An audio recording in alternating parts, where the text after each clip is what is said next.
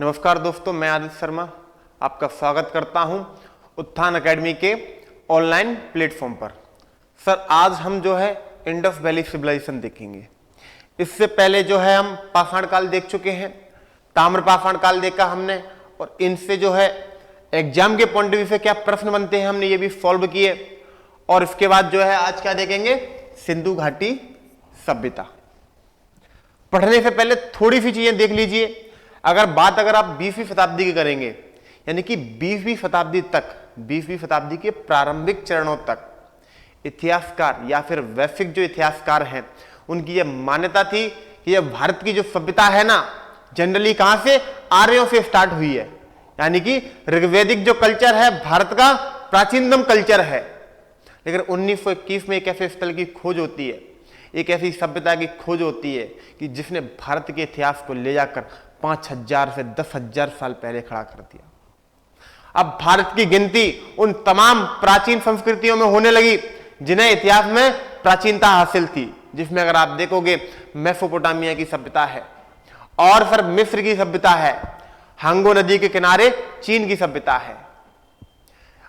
एक और मजेदार बात है सर, मेसोपोटामिया की सभ्यता से जिसे पश्चिमी लोग दम भरा करते थे कि नहीं सर, विश्व की सबसे प्राचीन और बड़ी सभ्यता है ये, जब हड़प्पा सभ्यता पूर्ण रूप से खोजी गई ना, पूर्ण रूप से तो आज तक नहीं खोजी गई, लेकिन जब उसकी एक बड़े स्तर पर खोज हो गई तब ये बात निकल के आई क्या, कि जो हड़प्पा सभ्यता है मेसोपोटामिया की सभ्यता से 20 गुनी बड़ी है। कितनी बड़ी है? 20 गुना बड़ी है। और इससे भी अच्छी बात बताऊं सर आपको, एक तरफ मेसोपोटामिया और मिस्र की सभ्यता का योग ले लें, इनका टोटल ले लें इनके एरिया का, और दूसरी तरफ हड़प्पा सभ्यता को रख लें, तब भी हड़प्पा सभ्यता इनके कुल योग से, इनके कुल टोटल से, इनके कुल क्षेत्रफल से 16 गुनी बड़ी है। कितनी बड़ी है? 16 गुनी बड़ी है। तो ये उन इतिहासकारों के मुंह पर तमाचा था जो ये कहते थे कि भारत की संस्कृति कुछ 1000 साल पुरानी ही है ना। तो अब इस तरीके से हम देखेंगे इंडस वैली सिविलाइजेशन। और सर, जब इसकी खोज हुई तो लोगों को लगा कि नहीं, ये जो अंग्रेज लोग हमसे कहते थे कि आप तो ग्रामीण लोग हैं, आपका तो कल्चर ही ग्रामीण रहा है, आपको तो पहनने का, खाने का, रहने का तक जो है क्या नहीं था, तरीका सलीका नहीं था। लेकिन इंडस वैली सिविलाइजेशन निकल के आती है, तब पता चलता है कि आज से 5000 साल पहले जब पश्चिम में लोग नदियों में गोते लगा रहे थे सर, तब ये लोग स्विमिंग पूल में नहा रहे थे। चीजें निकलना प्रारंभ होती हैं, बड़ी बड़ी गलियां, बड़ी बड़ी सड़कें, पक्के मकान, कुआं, घर में टॉयलेट्स, स्नानागार। आज जो खुले में शौच कर रहे हैं तब भी नहीं कर रहे थे सर, वो लोग टॉयलेट्स का प्रयोग करते थे। अब वो बात अलग है कि दुनिया चांद पे पहुंच गई है, हम आज भी खुले में कर रहे हैं, तो वो एक सीन अलग है, छोड़िए, है ना। उस पे भी लोग कंसेप्ट दे ही देते हैं, क्या खाद बन रही है सर। अरे अब उनको कौन बताए कि उनकी 50 ग्राम खाद के चक्कर में जो है कितनी बीमारियां और देश तबाह हो रहा है।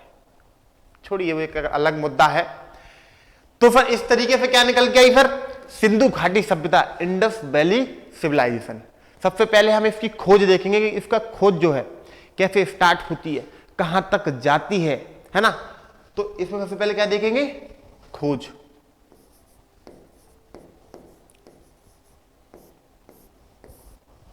सबसे पहले कब, डेट याद रखना, 1826 में एक व्यक्ति होते हैं चार्ल्स मैसन। चार्ल्स मैसन ये पंजाब, यानी कि पाकिस्तान वाला जो पंजाब है वहां की यात्रा करते हैं। देखो एक समझिए, 1764 की अगर बात करें, जब क्या बक्सर का युद्ध हुआ है, बक्सर का युद्ध, और तब से लेके कब तक, 1947 तक, जब तक हमको आजादी नहीं मिल गई तब तक किनका शासन था, कौन रूल कर रहे थे, अंग्रेज रूल कर रहे थे सर। तो ये कौन है, ये अंग्रेज हैं। ये पाकिस्तान के पंजाब वाले जो एरिया है वहां पे एक हड़प्पा नामक स्थल की यात्रा करते हैं, और देखते हैं सर कि यहां पे तो पक्की ईंटें निकल रही हैं, बड़े बड़े टीले हैं।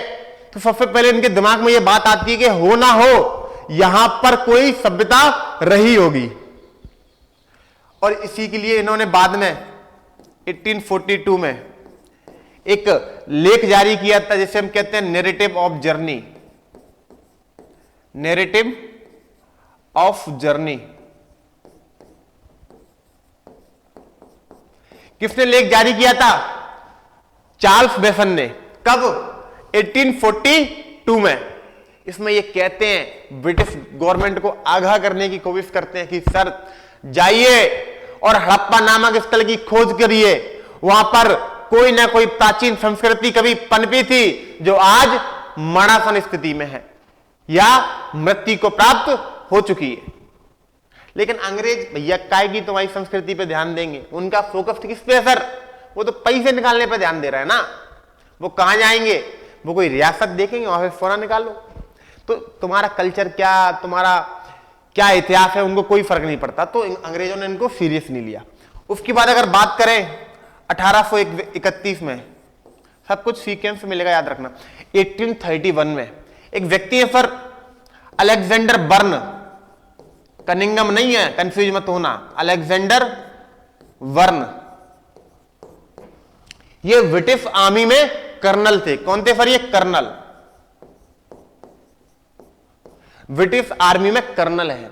और इस समय अगर आप देखोगे तो अंग्रेजों की क्या प्रसारवादी नीति चल रही है ना। तो ये जो अलेक्जेंडर बर्न है, आपने नाम सुना होगा, राजा रणजीत सिंह, महाराजा रणजीत सिंह, जिन्होंने वर्तमान जो पंजाब है, जो पाकिस्तान में हो या भारत में हो, इसको जो एक नया मूर्त स्वरूप प्रदान किया है, उसमें सबसे बड़ी योगदान रहा है किसका? महाराजा रणजीत सिंह का। इन्होंने एक पंजाब राज्य, जो सिख जो एक राज्य है, उसकी स्थापना करी। तो अलेक्जेंडर बर्न महाराजा रणजीत सिंह से लाहौर मिलने जा रहे होते हैं। कहां जा रहे होते हैं? लाहौर मिलने जा रहे होते हैं। तभी रास्ते में उनको एक जगह मिलती है सर, हड़प्पा, और वो देखते हैं कि वहां पे कोई बहुत ऊंचे ऊंचे टीले हैं। फिर उनके कानों में खबर भी पड़ती है कि नहीं सर, यहां टीले ही नहीं है, यहां से जमीनों से पक्की ईंटें निकलती हैं, और लोग उन ईंटों को ले जाकर अपने घरों की दीवारों में चिनवा देते हैं। एक हमारे लिए दुर्भाग्य ये भी कह सकते हैं कि हड़प्पा सभ्यता को खोजने में हमने इतनी टाइम लगा दिया कि वो संस्कृति काफी हद तक नष्ट हो गई। अगर आप देखिए ना, लोग वहां पे ईंटें ले जाके अपने घर बना रहे हैं, और ये काम सैकड़ों साल चला है। और समझिए, ये काम होने से पहले अगर कहीं हम हड़प्पा सभ्यता खोज लेते तो कितने अच्छे साक्ष्य मिल जाते उसके, उसको हम और गहराई से अध्ययन कर सकते हैं। उसमें ये कंफ्यूजन है ना कि ये आर्यों की है, द्रविडियंस की है, विदेशियों की, सुमेरों की है, ये कंफ्यूजन नहीं रहते, है ना। अब समझिए, अलेक्जेंडर बर्न महाराजा रणजीत सिंह से मिलने जा रहे थे 1831 में। हड़प्पा नामक स्थल की उन्होंने ट्रेवलिंग की, तो उन्हें समझ में आया कि नहीं सर, यहाँ पे कोई सभ्यता है। लेकिन उन्होंने यह अनुमान नहीं लगाया कि यहाँ पे कोई प्राचीन या बड़ी सभ्यता है। उन्होंने सोचा हो ना हो कोई पैलेस होगा, पैलेस नहीं तो सर कोई बहुत बड़ा किला होगा, उसके क्या है, ये उसके अवशेष हैं। और ये भी इस तरीके ब्रिटिश गवर्नमेंट को कहते हैं। लेकिन ब्रिटिश गवर्नमेंट में बता चुका हूं, पैसे निकाल रही है इंडिया से, कोई मतलब नहीं है कल्चर में, तो वो इनको भी क्या कर देते हैं, इग्नोर कर देते हैं सर। उसके बाद तीसरे एक व्यक्ति है अलेक्जेंडर कनिंगम, इनको याद रखना इंपॉर्टेंट है सर। अलेक्जेंडर कनिंगम, बहुत लोगों ने इनका नाम सुन रखा हुआ, अलेक्जेंडर कनिंगम। 1853 में, कब? 1853 में क्या करते हैं सर, ये भी सर हड़प्पा जो जगह है उसकी क्या करते हैं, यात्रा करते हैं, और ये देखते हैं कि यहां पे कुछ तो है, कोई तो सभ्यता है। लेकिन ये भी इतना अनुमान नहीं लगा पाते हैं कि सर कि इतनी प्राचीन सभ्यता एक पूरी अलग संस्कृति ही है। इनका मानना इतना होता है कि कोई वैदिककालीन कोई या तो पैलेस वगैरह होगा, बस्ती होगी, यहां पर फिर इंडो ग्रीक द्वारा बसाई गई कोई बस्ती रही होगी। किसने बोला सर? ये अलेक्जेंडर कनिंगम ने। कब सर? 1853 में। लेकिन मैं आपको बता चुका हूं, अंग्रेजों ने सीरियस नहीं लिया इनको भी। इन्होंने एक ही बार नहीं, 1853 का 1856 में फिर से इन्होंने खोज करने की कोशिश करी, उसके बाद 1875 में करी है ना। इनका एक बड़ा योगदान रहा है इसमें, है ना। इसीलिए तो इनको क्या कहते हैं, क्या कहते हैं सर इनको? पुरातत्व विभाग का जनक, पुरातत्व विभाग का जनक कहते हैं। दरअसल एएसआई, जिसे हम पुरातत्व विभाग कहते हैं, आर्कियोलॉजिकल सर्वे ऑफ इंडिया, इसकी स्थापना कर दी सर इनने। कब? 1861 में। कब कर दी सर? 1861 में। किसने स्थापना कर दी? अलेक्जेंडर कनिंघम ने। इसीलिए इनको क्या कह रहे हैं? पुरातत्व विभाग का जनक। इन्होंने भी ब्रिटिश गवर्नमेंट को बताने की कोशिश करी, लेकिन इनको भी जो है हाल ही की तरह सीरियस नहीं लिया गया। इसके बाद सर एक व्यक्ति आते हैं, याद रखना, एक नहीं ये दो थे। कितने थे सर? ये दो थे। वही है कि कितने आदमी थे? तो दो। अब देखना, पहले का नाम है sir William Brunton. William Brunton. और फिर दूसरे का नाम है जेम्स ब्रंटन। साधारणतः आपने जो है इनका नाम सुना होगा, ब्रंटन बंधु। ये दो भाई थे और दोनों ही फिर कौन थे? इंजीनियर। आज के इंजीनियरों की तरह बेरोजगार नहीं थे, इनके पास रोजगार था सर, रोजगार भी बहुत बड़ा था। ये लाहौर से कराची रेल की पटरी बिछा रहे थे।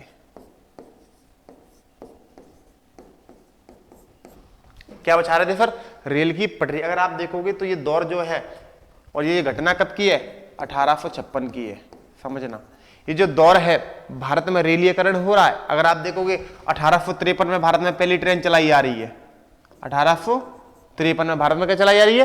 पहली ट्रेन। 16 अप्रैल 1853। 16 अप्रैल 1853 में भारत में पहली ट्रेन चलाई जा रही है, मुंबई टू ठाणे। ये तो बात भारत की हो गई। अगर कभी आपसे पूछ लिया जाए कि विश्व में पहली ट्रेन कब चलाई गई, तो फिर बता देना 1825 में चलाई गई है, इंग्लैंड में। वो भी कहां? इंग्लैंड में एक जगह है मैनचेस्टर, है ना।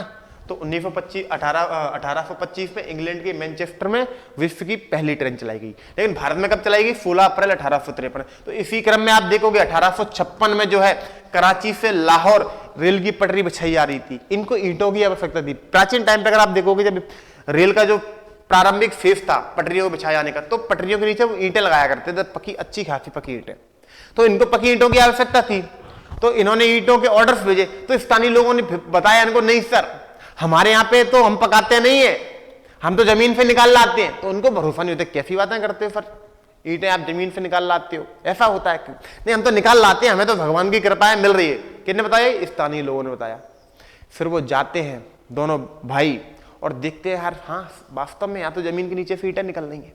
अब भारतीय लोगों ने तो इतना दिमाग नहीं लगा पाया, उनके तो काम पूरे होने चाहिए सर। ईंटें निकाल लगा दी, घर में खुश हो रहे हैं, अरे भगवान ज्यादा ज्यादा मातृ देवी की कृपा थी, हमको ईंटें मिल रही हैं, वरदान मान लिया फिर उसको। लेकिन ये दोनों भाई दिमाग लगाते कि हो ना हो यहाँ पर कोई सभ्यता रही है। अब ये अंग्रेज को बड़ी सीरियसली समझाते हैं कि नहीं सर, थोड़ा लालच भी देते हैं कि हो सकता है इस सभ्यता में कोई बड़े बड़े ट्रेजर्स निकल आए, खजाने निकल आए, आपका काम हो जाएगा। अब अंग्रेजों ने दिमाग लगाया, नहीं अब तो इसमें कुछ खुदाई वुदाई करने चाहिए, फावड़े फावड़े ले जाने की व्यवस्था बनाने लगे, चलो लेके चलते हैं। लेकिन तभी हमको पता है क्या, 1857 की क्रांति हो जाती है। 1857 में क्या हो गया सर? रिवोल्ट हो गया, भारत की पहली क्रांति हो गई सर। तो अंग्रेज क्रांति को ही दबाने में व्यस्त हो गए और जो है इस पे से ध्यान हट गया। जो बात विलियम ब्रंटन ने जो समझाई थी अंग्रेजों को, उससे उनका दिमाग हट गया और किसमें बिजी हो गए? 1857 की क्रांति को दबाने में। साल बीतते गए। अब जो वर्ष है सर याद रखना, 1921। एएसआई जिसकी स्थापना 1861 में हो चुकी है। इस समय जो एएसआई के अध्यक्ष हैं वो है सर जॉन मार्शल। कौन है सर? John Marshall. एक दिन ये अपनी चेयर पे बैठे थे, याद रखना, किस पे बैठे थे? चेयर पे। और एक ये लेख पढ़ रहे थे, narrative of journey, narrative of journey. क्या लेख पढ़ रहे थे सर? नैरेटिव ऑफ जर्नी, जो मैं आपको बता चुका हूं किसने लिखा था? चार्ल्स मैसन ने। Narrative of journey.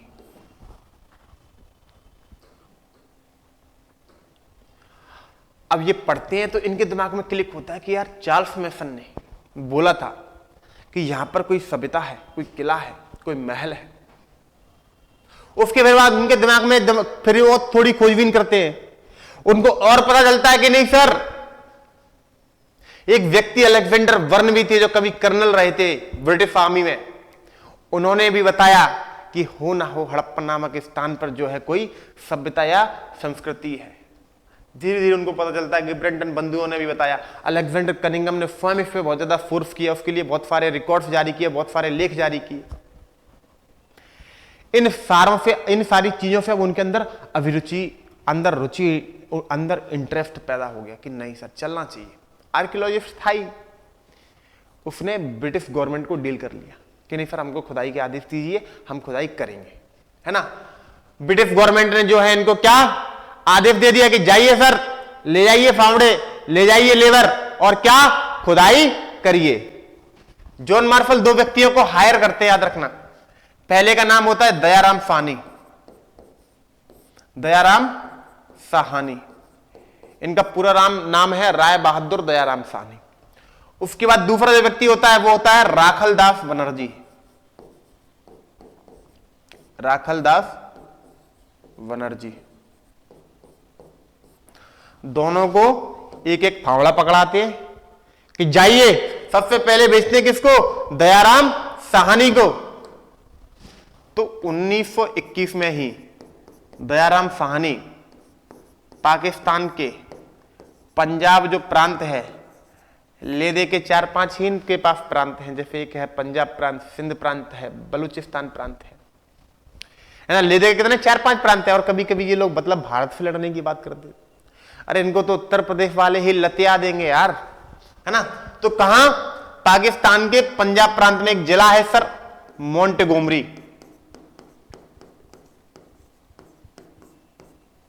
जिले का नाम क्या है सर, मोंटेगोमरी। और उस मोंटेगोमरी जिले में एक स्थल था, एक स्थान था हड़प्पा। क्या स्थान था, हड़प्पा। और फिर इसकी खोज कौन कर रहा है sir, Dayaram Sahni.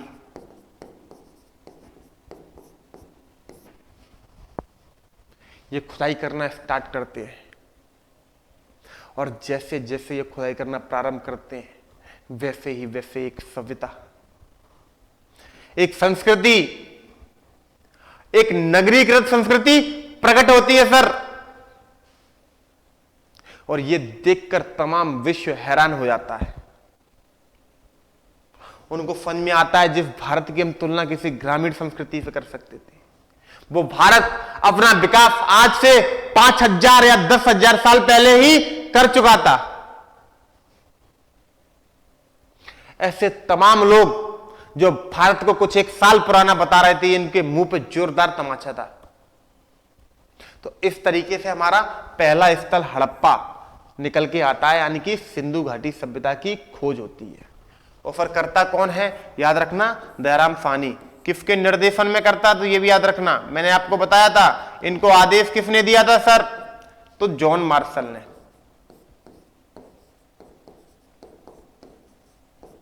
John Marshall ने, है ना। अब देखना प्रश्न अलग अलग तरीके से बनता है। जानकारी की अगर बात करेंगे कि पहली बार जानकारी किसने दी, तो नो डाउट आपको क्या बताना है सर, चार्ल्स मैसन। समझना दोनों क्वेश्चन अलग हैं। अगर पूछा जाएगा कि हड़प्पा सभ्यता के बारे में पहली बार जानकारी किसने दी, तो मैंने क्या बताया, चार्ल्स मैसन। इनका एक लेख बताया, नैरेटिव ऑफ जर्नी। लेकिन अगर प्रश्न पूछा जाए कि हड़प्पा सभ्यता की खोज क्या सर, खोज, तो बता देना दयाराम साहनी। और निर्देशक पूछे जाएगा तो बता देना कौन था सर, जॉन मार्शल। कब, 1921 में। इसी के 1 वर्ष बाद 1922 में पाकिस्तान का एरिया याद रखना, इसका एक प्रांत है सिंध प्रांत, उसमें एक जिला पड़ता है सर लरकाना, उसमें एक जगह पड़ती है मोहनजोदड़ो। इनकी मूवी आई है, आपने देखी होगी, ऋतिक रोशन है ना, सिंह टाइप कुछ लगा के जो है इश्क कर रहे हैं इसमें, है ना। तो क्या 1922 में पाकिस्तान के सिंध प्रांत में लरकाना जिले में मोहनजोदड़ो नामक स्थल की खोज करता है सर कौन व्यक्ति? राखलदास बनर्जी।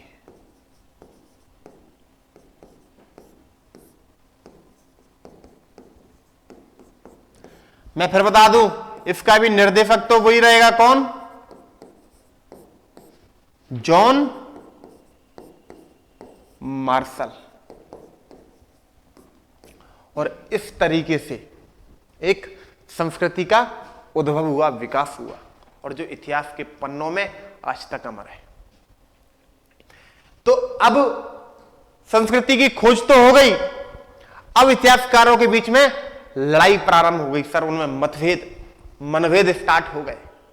कोई कहता नहीं ये हड़प्पा सभ्यता है, कोई कहता नहीं सर ये सिंधु घाटी सभ्यता है, कोई कहता ठहर जाइए अभी और इसके स्थल मिलेंगे, खोजिए, उसके आधार पर नामकरण करेंगे। तो ऐसे तमाम सारे नामकरण को लेके विवाद सामने आने लगे। तो अगला जो हम टॉपिक देखेंगे नामकरण का देखेंगे, है ना। क्या देखेंगे सर? नामकरण, नोमेनक्लेचर।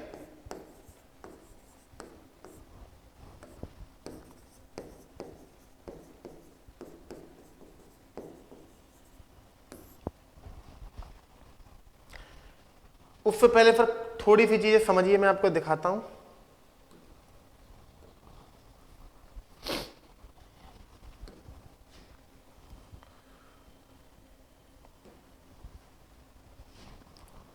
समझिए थोड़ा।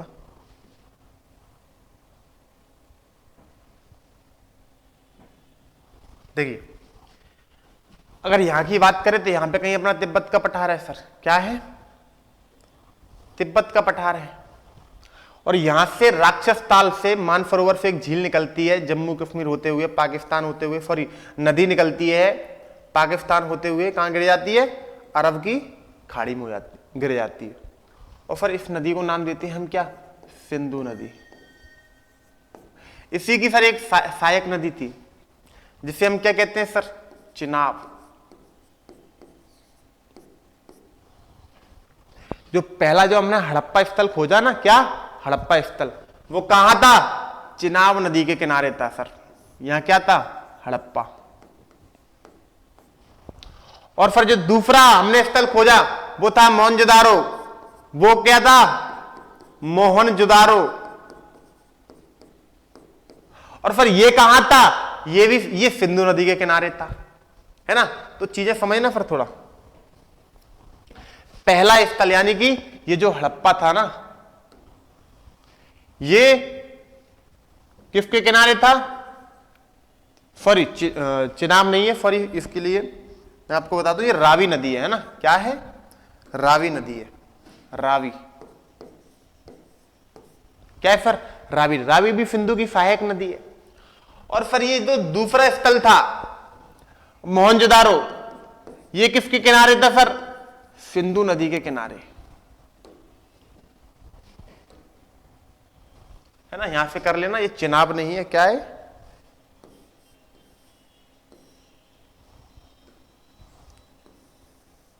क्या है सर? ये रावी नदी है, एक आइडिया के लिए। तो आप देखिए, हड़प्पा रावी नदी के किनारे, और सिंधु नदी के किनारे क्या? मोहनजोदारो। और यही दो पहले स्थल हैं जिनकी खोज हुई। तो ये जो थे ना व्यक्ति, जॉन मार्शल,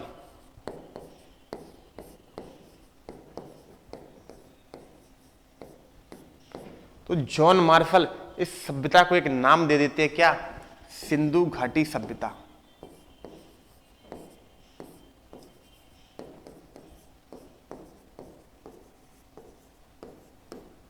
सर जी क्यों दे देते हैं? उसके पीछे वो तर्क देते हैं, क्या? कि ये जो हड़प्पा खोजा गया है ये रावी नदी के किनारे है, और ये जो मोहनजोदारो खोजा गया है ये सिंधु नदी के किनारे है। तो सिंधु या सिंधु की सहायक नदी के किनारे ही दोनों स्थल प्राप्त हुए। तो उनको यह लगा कि तमाम संस्कृति क्या सिंधु नदी या उसकी सहायक नदियों के किनारे होगी, तो उन्होंने उसके आधार पर इसका नामकरण क्या कर दिया, सिंधु घाटी सभ्यता, यानी कि सिंधु घाटी में बसी हुई सभ्यता। अब इनको क्या पता था आगे जाके ये गलत साबित हो जाएंगे। क्यों? क्योंकि जब हड़प्पा, अभी तक जो हड़प्पा स्थल है वो लगभग 1500 स्थल निकल के आ चुके हैं, और इन 1500 स्थल को अगर 100 मान लिया जाए, यानी कि टोटल मान ली जाए, तो उसमें से 80% जो स्थल है ना, साइट है, वो सरस्वती नदी घाटी है ना। कहां? सरस्वती,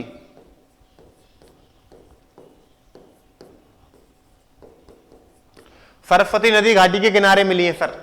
और सर इसमें से जो 3% ही सिंधु नदी के किनारे मिली है, और इसमें से कितनी 17% अन्य नदियों के किनारे है ना। तो आगे चल के हालांकि इतिहासकार इनका क्या कर देते हैं, नकार देते हैं इनके मत को, लेकिन वही जो पहले चल गया तो चल गया है ना। तो आज भी हम क्या बोलते हैं, उनको सिंधु घाटी सभ्यता बोलते हैं। लेकिन इससे एक चीज याद रखना, अगर कभी पूछा जाएगा कि हड़प्पा सभ्यता को या सिंधु घाटी सभ्यता को जो पहला नाम दिया गया, तो क्या नाम दिया गया, सिंधु घाटी सभ्यता। सर किस व्यक्ति द्वारा दिया गया पहली बार, जॉन मार्शल, यानी कि हड़प्पा सभ्यता का पहली बार नामकरण किसने किया, जॉन मार्शल ने, और वो नाम दिया क्या, सिंधु घाटी सभ्यता। इसके बाद मैं आपको बता दूं, लेकिन जैसे ही और आगे खोज हुई ना, तो इतिहासकारों में मतभेद, मैंने आपको बताया, क्योंकि ज्यादातर स्थल कहां, सरस्वती घाटी में निकलने लगे, तो इतिहासकारों ने लड़ना स्टार्ट कर दिया कि नहीं सर, सिंधु घाटी मतलब एग्जैक्ट जगह नहीं कह सकते आप, क्योंकि ये सभ्यता है और भी अन्य नदियों के किनारे बस हुई है, तो ये तर्क तो सही नहीं है। तो फिर जो दूसरा नाम, यानी कि क्या, हड़प्पा, तो हड़प्पा दिया गया। जानते हो क्यों? क्योंकि इस समय तक एक अंतरराष्ट्रीय कानून बना लिया था पुरातत्वविदों ने, अगर कोई भी नई सभ्यता खोजी जा रही है और उस सभ्यता में खोजा गया पहला स्थल जो मिलेगा, फिर वो कुछ भी हो, उस स्थल के नाम पर उस पूरी सभ्यता का नामकरण कर दिया जाएगा। समझे? यानी कि जो सिंधु घाटी सभ्यता थी, उसका जो पहला स्थल खोजा गया था क्या, हड़प्पा, है ना। और रूल क्या बन चुका है, किसी भी संस्कृति का जो पहला स्थल खोजा जाएगा, उसी के नाम पर उस संस्कृति का नामकरण कर दिया जाएगा। तो इस तरीके से एक नाम मिलता है, इतिहासकारों ने नाम दिया क्या, हड़प्पा सभ्यता। और आपको बता दूं, सबसे ज्यादा सिंधु घाटी सभ्यता या हड़प्पा सभ्यता का जो वैध नाम है, यानी कि जो वैलिड नेम है, वो क्या है, हड़प्पा सभ्यता। इससे ज्यादा सर वैलिड कुछ भी नहीं है। कभी भी प्रश्न अगर बन जाए कि सिंधु घाटी सभ्यता का सबसे ज्यादा सर्वमान्य नाम क्या है, ऑप्शन दे दे सिंधु घाटी, हड़प्पा सभ्यता, सरस्वती घाटी सभ्यता, तो क्या राइट हो जाएगी, हड़प्पा सभ्यता। सबसे ज्यादा मान्य, सबसे ज्यादा फैक्ट और सबसे ज्यादा वैलिड वैध नाम क्या है, हड़प्पा सभ्यता। उसके बाद अगर आप देखोगे तो मैंने आपको बताया था सरस्वती घाटी सभ्यता भी कहते हैं इसको, क्या, सरस्वती घाटी सभ्यता। 80% स्थल इसके कहां मिले, सरस्वती घाटी के किनारे मिले। अब इतिहासकारों ने इसको क्या कहना स्टार्ट कर दिया, सरस्वती घाटी सभ्यता।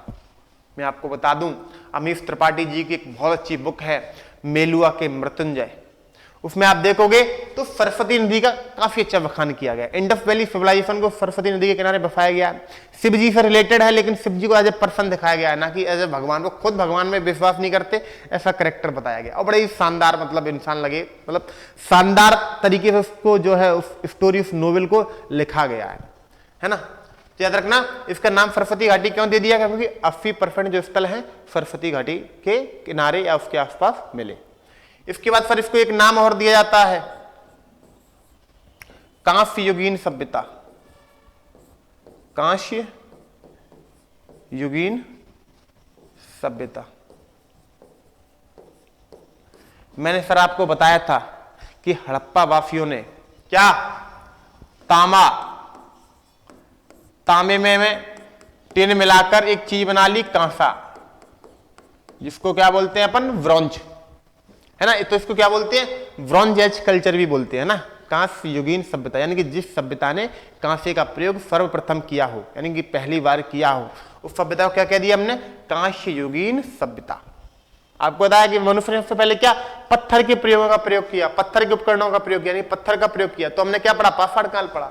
फिर हमने देखा कि इंसान ने फिर क्या, तांबा प्रयोग करने लगा, यानी सबसे पहले कोई धातु प्रयोग की गई है तो तांबा, तो फिर हमने ताम्र पाषाण काल पढ़ा। और अब इंसान कांसा प्रयोग करने लगा, तो हम हड़प्पा सभ्यता में कांस्य युगीन सभ्यता पढ़ेंगे, है ना, कांस्य युगीन सभ्यता। इसके बाद फिर अगर आप देखोगे तो इस सभ्यता को आदिऐतिहासिक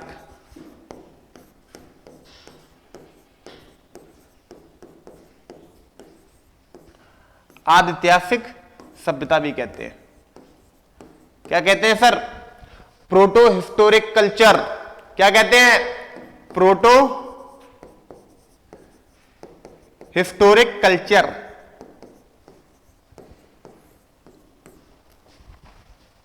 मैंने जब आपको इतिहास का विभाजन पढ़ाया तो उसमें बताया कि प्राग ऐतिहासिक काल ऐसा काल जिस काल में लिपि का विकास नहीं हुआ, यानी कि लेखन कला, लेखन शैली का विकास नहीं हुआ है।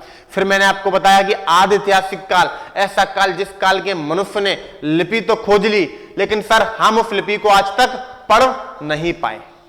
और हड़प्पा सभ्यता की लिपि भी हम आज तक नहीं पढ़ पाए, इसीलिए हड़प्पा सभ्यता को हम आदि ऐतिहासिक काल में रखते हैं। और इसीलिए इसको क्या बोलते हैं, आदि ऐतिहासिक सभ्यता, यानी कि ऐसी सभ्यता जिसकी लिपि तो है लेकिन उस लिपि को हम आज तक पढ़ नहीं पाए। तो इस तरीके से क्या कह देते हैं इसको, आदि ऐतिहासिक सभ्यता। हमने क्या क्या देख लिया, एक बार देख लीजिए।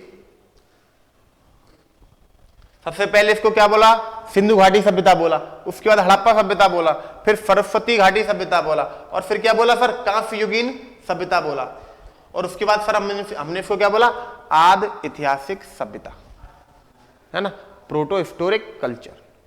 तो इस तरीके से सर हमारा नामकरण कंप्लीट हो गया। हमने आज हड़प्पा सभ्यता की खोज देखी और उसके बाद इसके क्या वैलिड जो है नाम भी देखे। एक नाम और बता दूं आपको जो इंपॉर्टेंट है, देख लीजिए, मेलुआ। मेलुआ समझना सर, मेलुआ नाम दिया है हमारी सभ्यता को, और ये नाम मिला है कहां, जो मैंने बताया ना मेसोपोटामिया, उसकी सील जो उनकी मोहर है उस पे उनका एक अभिलेख मिला है सर। एक अक्कार के सम्राट हैं, याद रखना, ये अक्कार एक जगह है मेसोपोटामिया यानी कि इराक वाले एरिया में ना। अक्कार के सर सम्राट हैं जिनका एक अभिलेख मिला है सर सारगोन से। कहां से मिला है, सारगोन से। और ये जो अभिलेख है ना, अभिलेख